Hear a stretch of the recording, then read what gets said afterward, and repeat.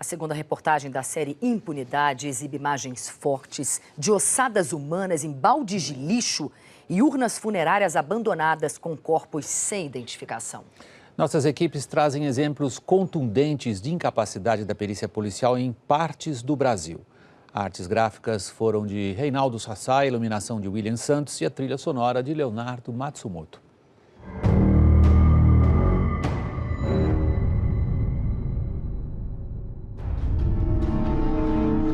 Tiros na noite da periferia de Natal e no meio da multidão, a vítima de um assassinato.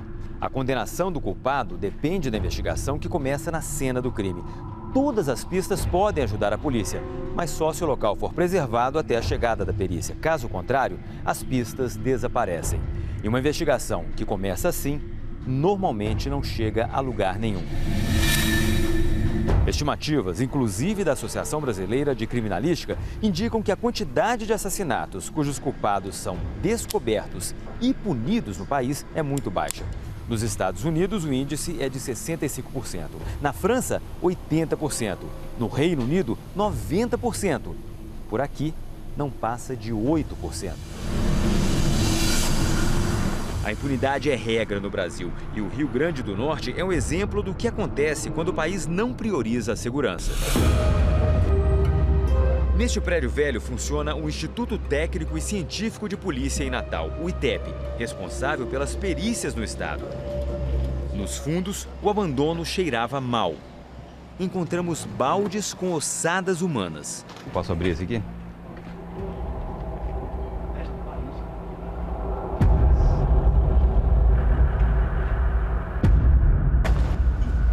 E no mesmo pátio, cerca de 30 urnas funerárias com corpos que aguardavam identificação. Como não tem laboratório de genética, né, os cadáveres ficam aguardando e as famílias ficam aguardando por essa identificação.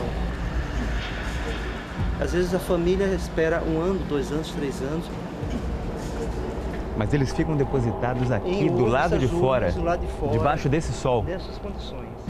Esse cheiro que a gente está sentindo, que constante, isso é insuportável, né? Insuportável. Alguma investigação vai ser feita aqui com esses corpos, com esses cadáveres? O Estado tem a obrigação de fazer isso. Tem obrigação, mas é feito? Não, no momento não. Entramos no necrotério. A falta de higiene e de procedimentos é assustadora. A bancada de instrumentos parecia ter saído de um filme de terror. Conchas, facões, martelos e mais, tesouras de jardinagem, serras e agulhas improvisadas.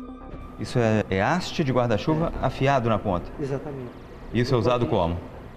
Para costurar o cadáver, depois que é aberto. Não tem agulha para fechar o cadáver depois do exame de necropsia? Improvisam isso. O diretor do Instituto de Perícias tentou justificar a situação.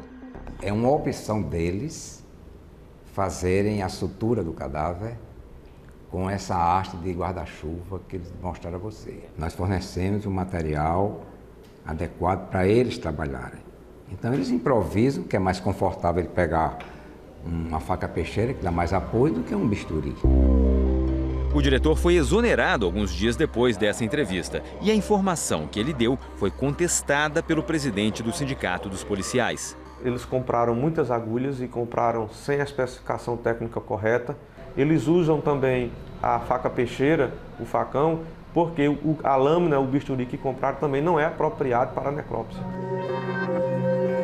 Existem outros problemas. O Instituto deveria ter 280 funcionários, mas tem 550. Secretárias sobrando, porteiros demais e peritos de menos. A maioria dos servidores foi para lá por influência de padrinhos políticos, porque as gratificações são altas. O problema do ITEP, o principal é a gestão. É o interesse político por trás, né? E não ao trabalho fim, que seria ajudar a polícia a realizar os trabalhos investigativos. O governo federal pagou por um laboratório novo em folha para o ITEP, que foi montado há meses e está sem funcionar porque a rede elétrica não foi reformada. A estrutura física para receber os equipamentos era a contrapartida do Rio Grande do Norte, mas faltou dinheiro para a segurança pública. O governo do estado diz que o problema da violência vem sendo causado pelo crescimento da economia. Essas são situações críticas para o nosso estado. Nós tivemos aí nos últimos anos um crescimento econômico muito grande, principalmente aqui da nossa região Nordeste. Eu falo isso com plena convicção, porque eu converso diariamente com os secretários de segurança dos estados vizinhos, principalmente Ceará, da Paraíba, do Pernambuco, e realmente todos enfrentam uma situação semelhante à nossa aqui do Rio Grande do Norte. Ele não é mais secretário de Segurança, deixou o cargo para concorrer às eleições de outubro. A gestão dele não mudou a estrutura das polícias do estado. A situação do ITEP foi alvo de uma auditoria, mas nenhuma medida foi tomada. O diagnóstico da perícia criminal no Brasil, feito pela Secretaria Nacional de Segurança Pública, revelou as diferenças de estruturas pelo país. Enquanto os peritos de Minas Gerais têm 228 câmeras para registrar as cenas de crime, os do Rio Grande do Sul têm 14 e para todo o estado do Amazonas são 9. No Paraná estão instalados 3 equipamentos para testes de DNA. Em Minas, só 1. E 9 estados não têm nenhum. Essa estrutura não é suficiente para todos os crimes que precisam ser investigados. Alagoas tem o maior índice de violência do Brasil, mais do que o dobro da média nacional.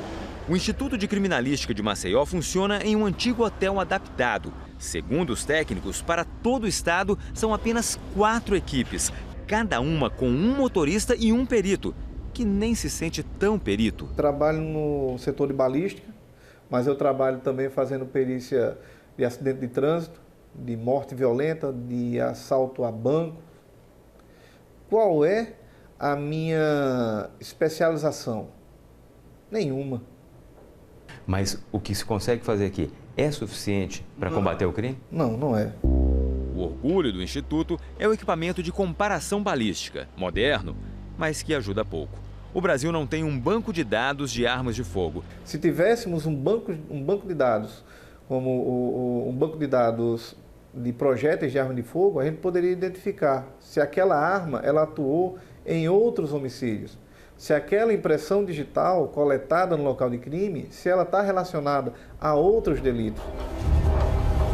Para medir a violência, as Nações Unidas adotaram o número de homicídios por grupo de 100 mil habitantes.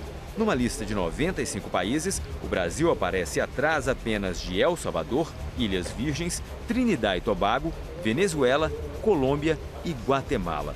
O índice brasileiro é de 27,1, o do Chile, 2,7 e do Japão, 0,3. A qualidade da investigação criminal no Brasil é ruim e muitas razões são apontadas, desde o excesso de crimes até a falta de especialização policial.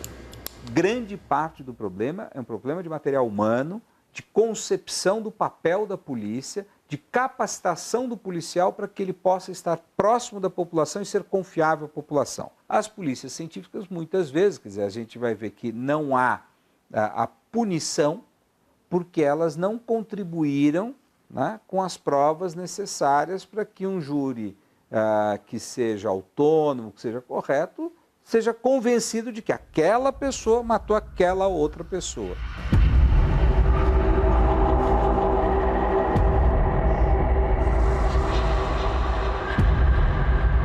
No modelo brasileiro de investigação, o delegado de polícia é o responsável pelo inquérito. Ele precisa entregar provas fortes o suficiente para o Ministério Público acusar o suspeito. Deveria ser assim. Não é. O que acontece nas delegacias brasileiras é bem diferente. Isso a gente vai ver amanhã. Bora.